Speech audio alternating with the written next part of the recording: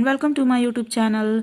इस वीडियो में आप लोग सीखेंगे, जानेंगे institutions, research stations and plants in India. इससे पहले मैंने आपको कराया famous author, fine art, date and events, battles and wars, Indian history and culture, constitutional governor general of Indian union, development of India, important events of world history, national animal bird flower in India, the constitution of India and Indian defence and allied topics. ये सारा मैंने करा दिया है। ये 12th number आप पढ़ेंगे आज। जानेंगे institutions, research stations and plants in India से related MCQs, very very important MCQs, जो कि विभिन्न जो कॉम्पिटिटिव एग्जाम होते हैं उसके लिए तो इम्पॉर्टेंट है ही, साथ ही साथ कुलान यूनिवर्सिटी के general knowledge and current affairs जो आप लोगों का सब्जेक्ट है एसईसी, उसके लिए भी बहुत ही यूजफुल होने वाला है। ठीक है, तो 50 मार्क्स का ये जो आप लोगों का एसईसी एग्जाम होता है, general knowledge and current affairs, उसके लिए जो मैं करवा रही हूँ टोटल 38 टॉपिक्स है। ये सारा कंप्लीट होने के बाद टेलीग्राम में आप लोगों को इस बुक का पीडीएफ मिल जाएगा। ठीक है, फिर आप उसका प्रिंट आउट निकाल के रिवीजन कर लेना। अभी आपको क्या करना है, बस ध्यान से सुनना है, देखना है और समझना है। ये एमसीक्यूज है, मतलब कि एक क्वेश्चन होगा जिसके 4 ऑप्शंस दिए हुए होंगे, उसमें से आपको एक करेक्ट आंसर चुनकर बताना है। ठीक है, देखो यहाँ पे institutions, research stations and plants in India, इसका फर्स्ट क्वेश्चन है निम्नलिखित का मिलान करें। ठीक है, तुलबुल परियोजना, रंजीत सागर, और एक साइड में दिया है झेलम रवि, ये सब जो प्रोजेक्ट्स वगैरह है, them dam, Ranjit Sagar them dam, और यहाँ पे नदियों के नाम दिए है दूसरे साइड में। ठीक है, आगे दिया है पोंग जलाशय, व्यास, पोचमपात परियोजना, गोदावरी। तो इसका करेक्ट आंसर पूछा गया है। देखो यहाँ पे कोड दिया हुआ आंसर देने के लिए, यहाँ पे ABCD जो ये लेफ्ट साइड में है इसका दिया हुआ है। ठीक है, कॉलम है, और यहाँ पे ABCD ये ऑप्शन दिया है आपको इसमें से करेक्ट आंसर बताने के लिए। और 1 2 3 4 ये जो सेकंड कॉलम है आप लोगों का, उसमें 1 2 3 4 ये जो दिया हुआ है कोडिंग, उसके हिसाब से आपको बताना है कि A का मिलान 1 से होगा, B का मिलान 2 से होगा, C का मिलान 3 से होगा, D का मिलान 4 से होगा, या फिर A4 B3 C2 और D1 होगा, या A4 B1 C3 D2, या फिर A का मिलान 3 से होगा, B का मिलान 1 से होगा, और C का मिलान 2 से होगा, और D का मिलान 4 से होगा। तो यहाँ पे देखिए आप लोगों को समझना होगा क्वेश्चन क्या पूछा हुआ है, मिलान करने पूछा है। ठीक है, मैचिंग करने पूछा है। तो यहाँ पे आपको समझना होगा कि तुलबुल परियोजना झेलम से संबंधित है, ये करेक्ट है। ठीक है, इसका मिलान सही है। और रंजीत सागर थेम डैम जो है इसका रवि से ये है, रिलेशन है, तो इसका करेक्ट हो गया ये भी। और ये जो पोंग जलाशय है व्यास से संबंधित है, तो इसका भी मिलान सही हो गया। पोचमपात परियोजना जो है गोदावरी से संबंधित है, ये भी सही हो गया। यानी कि इसका मिलान जो ABCD A का 1 से, B का 2 से, एंड C का 3 से, 4 D का 4 से है। ठीक है, इसका करेक्ट आंसर हो गया ऑप्शन नंबर A। ठीक है, दूसरा प्रश्न पूछा है भारत का पहला परमाणु बिजली घर कौन सा था। इसका ऑप्शंस दिए हुए हैं जैतपुर, तारापुर, कुंदनकुलम, या फिर कागा। तो भारत का पहला परमाणु बिजली घर जो है तारापुर था। ठीक है, तो इसका करेक्ट आंसर हो गया ऑप्शन नंबर ख। नेक्स्ट क्वेश्चन है 3rd नंबर, जापान के फुकुशिमा दाइची के साथ निम्नलिखित में से किस भारत के परमाणु ऊर्जा घर की संरचना सबसे अधिक दिखती है। तो इसके ऑप्शंस दिए हुए हैं जैतपुर, कुंदनकुलम, तारापुर, या फिर कागा। तो जापान के फुकुशिमा दाइची के साथ कुंदनकुलम भारत का जो परमाणु ऊर्जा घर की संरचना जो है अधिक दिखाई देती है। ठीक है, तो इसका करेक्ट आंसर हो गया ऑप्शन नंबर ख। देखो मैं अच्छे से क्वेश्चन का प्रोनाउंस कर रही हूँ, देन आपको 4 ऑप्शंस बता रही हूँ, फिर इसका करेक्ट आंसर बता रही हूँ।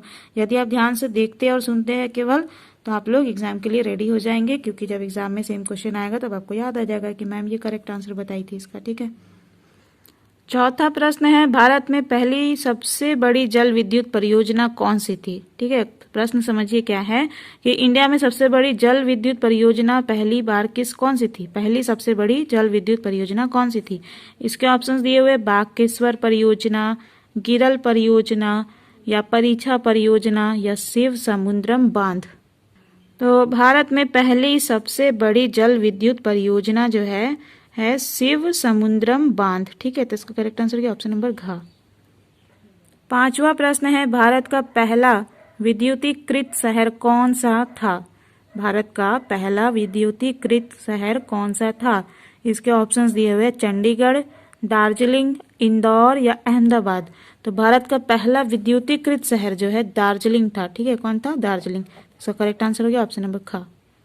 नेक्स्ट क्वेश्चन है 6 नंबर, निम्नलिखित में से कौन सही ढंग से मेल नहीं खाता? इसके ऑप्शंस दिए हैं तारापुर तमिलनाडु, या फिर कल्पकम तमिलनाडु, या काइगा कर्नाटक, या जैतपुर महाराष्ट्र। तो इसमें सही से मेल नहीं खा रहा है तारापुर तमिलनाडु। ठीक है, तो इसका करेक्ट आंसर हो गया ऑप्शन नंबर का। नेक्स्ट 7 नंबर क्वेश्चन है, निम्नलिखित में से कौन सी तापीय ऊर्जा परियोजना नहीं है? देखो ध्यान से सुनो, क्वेश्चन क्या पूछा है कि इनमें से कौन सी तापीय ऊर्जा परियोजना नहीं है। ठीक है, इसके ऑप्शंस दिए हुए हैं ओबरा पावर स्टेशन, गिरल परियोजना, या पोचमपाट परियोजना, या कुडनकुलम। तो तापीय ऊर्जा परियोजना जो है ओबरा पावर स्टेशन है, गिरल परियोजना है, कुडनकुलम भी है, लेकिन पोचमपाट परियोजना जो है तापीय ऊर्जा परियोजना नहीं है। तो इसका करेक्ट आंसर हो गया ऑप्शन नंबर ग। नेक्स्ट क्वेश्चन है, परमाणु ऊर्जा आयोग कब स्थापित किया गया था? इसके ऑप्शंस दिए 1948 में, 1949 में, 1950 में, या 1951 में। तो परमाणु ऊर्जा आयोग जो है 1948 में स्थापित किया गया। तो इसका करेक्ट आंसर हो गया ऑप्शन नंबर का। नेक्स्ट क्वेश्चन है, भारत का पहला परमाणु ऊर्जा रिएक्टर कब स्थापित किया गया था? इसके ऑप्शंस दिए हुए 1966 में, 1967 में, 1968 में, या 1969 में। तो भारत का पहला परमाणु रिएक्टर, परमाणु ऊर्जा रिएक्टर जो है 1969 यानी 1969 में स्थापित किया गया था। तो इसका करेक्ट आंसर हो गया ऑप्शन नंबर घ।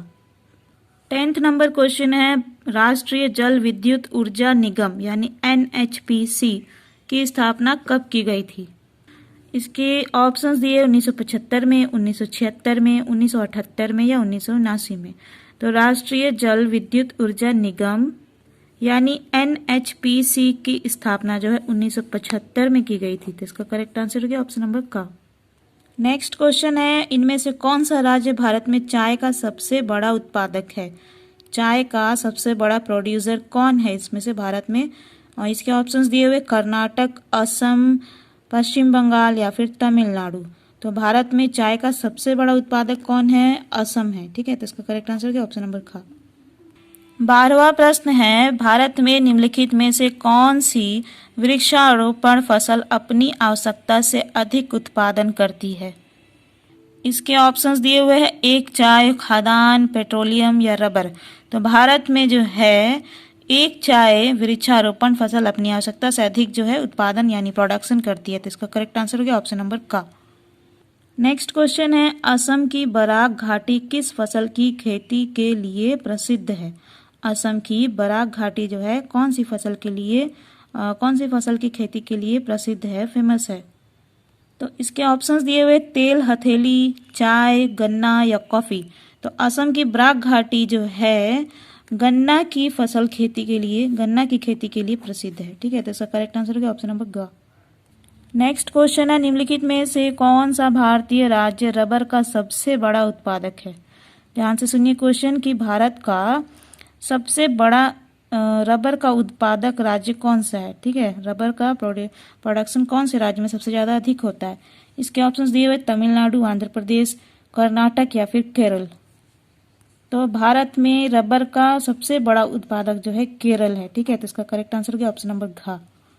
केरल राज्य में सबसे ज्यादा रबर का प्रोडक्शन होता है। 15 नंबर क्वेश्चन है, इलायची के उत्पादन के लिए निम्न में से किस राज्य को नहीं जाना जाता है? ठीक है, ध्यान से सुनिए क्या पूछा है। इलायची के प्रोडक्शन के लिए, उत्पादन के लिए इनमें से किस राज्य को नहीं जाना जाता है? ठीक है, इसके ऑप्शंस दिए हुए केरल, कर्नाटक, ओडिशा, या तमिलनाडु। तो इलायची का उत्पादन के लिए केरल को जाना जाता है, कर्नाटक को भी जाना जाता है, और तमिलनाडु को भी जाना जाता है, लेकिन ओडिशा को नहीं जाना जाता। तो इसका करेक्ट आंसर हो गया ऑप्शन नंबर ग, क्योंकि इलायची के उत्पादन के लिए ओडिशा राज्य को नहीं जाना जाता है। ठीक है, 16वां प्रश्न है, निम्नलिखित में से किस भारतीय राज्य को गार्डन ऑफ स्पाइसेस के नाम से जाना जाता है?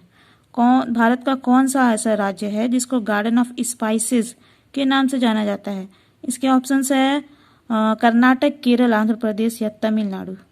तो भारत के कौन से राज्य को इस गार्डन ऑफ स्पाइसेस के नाम से जाना जाता है? केरल राज्य जो है इसको गार्डन ऑफ स्पाइसेस के नाम से जाना जाता है। तो इसका करेक्ट आंसर हो गया ऑप्शन नंबर खा। नेक्स्ट क्वेश्चन है, चाय बागान को डैश की वर्षा की आवश्यकता होती है। चाय बागान को कैसी आवश्यकता होती है वर्षा की, कैसी वर्षा की आवश्यकता होती है। इसके ऑप्शंस दिए 50 से 150 सेंटीमीटर, या 100 से 200 सेंटीमीटर, या 100 से 150 सेंटीमीटर, या फिर 150 से 250 सेंटीमीटर। चाय बागान को कैसी वर्षा की आवश्यकता होती है ये आपको बताना है। तो चाय बागान को 150 से 250 सेंटीमीटर की वर्षा की आवश्यकता होती है। ठीक है, तो इसका करेक्ट आंसर होगा ऑप्शन नंबर घ। कैसी वर्षा की, 150 से 250 सेंटीमीटर की वर्षा की। ठीक है। नेक्स्ट क्वेश्चन है, गंगा डेल्टा क्षेत्र समृद्ध उपजाऊ डैश और अनुकूल तापमान और वर्षा के कारण जूट की खेती के लिए उपयुक्त है। इसके ऑप्शंस दिए हुए जलोढ़ मिट्टी, काली मिट्टी, दोमट मिट्टी, या फिर लेटराइट मिट्टी। तो गंगा डेल्टा क्षेत्र समृद्ध उपजाऊ, जलोढ़ मिट्टी और अनुकूल तापमान और वर्षा के कारण जूट की खेती के लिए उपयुक्त है। तो इसका करेक्ट आंसर हो गया ऑप्शन नंबर का। क्लियर। वीडियो अच्छी लगी हो, जानकारी अच्छी लगी हो तो इसे लाइक कर लीजिएगा, चैनल को सब्सक्राइब कर लीजिएगा और इसे अपने स्टडी ग्रुप एंड क्लासमेट से शेयर करना नहीं भूलिएगा। Thank you viewers for watching this video.